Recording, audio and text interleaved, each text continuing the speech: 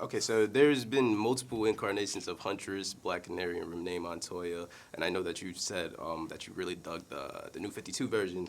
But did you guys look at any like live action version of your characters? I Like, think we all looked at the comic books and drew a lot from that. Yeah. And, you know, luckily for me, the work had been done, a lot of it already. So I knew we were going with the Helena Bertinelli version, you know, so I could hone in on that and her backstory and her childhood trauma and how that played out in the comics and how that manifests in her as Huntress that she later becomes.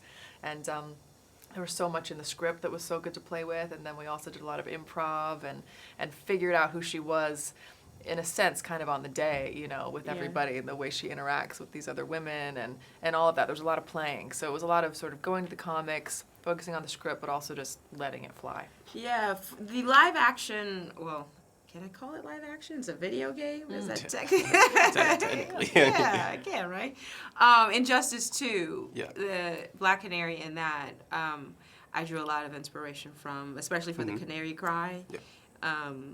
It was the first time I ever had seen Black Canary, and that's how I was introduced to her. So inevitably, whenever I approached the script or approached the character, I couldn't shake that version of her, and so it was just kind of in my bones.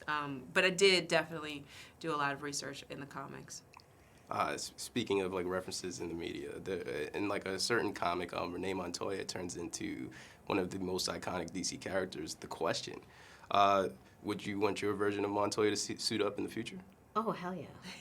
That would be amazing. You know what I mean? And I think that, you know, being of a certain age, you know, I could bring a lot of gravitas to that. You know what I'm saying? Yeah. Because, you know, once she becomes the Question, it seems as if all the childhood trauma that she's still holding on and the anger from it, of being betrayed and outed and passed over, you know, with that mask that she puts on, she's able to just break free and be fearless. So she's fearless already, but it would be a heightened level. And so I that would be amazing. The ending of the film definitely sets up the future of the Birds of Prey. Are there any other DC characters that you guys would like to team up with in the future? There's so many. There's so many that the Birds could team up with. I love, I mean, obviously we've said this, like Oracle, Barbara Gordon has to, you know, it's classic. I mean, but there's also so many, you know, we could bring in Poison Ivy as a villain, you could have Lady Shiva, and then, I mean, you know,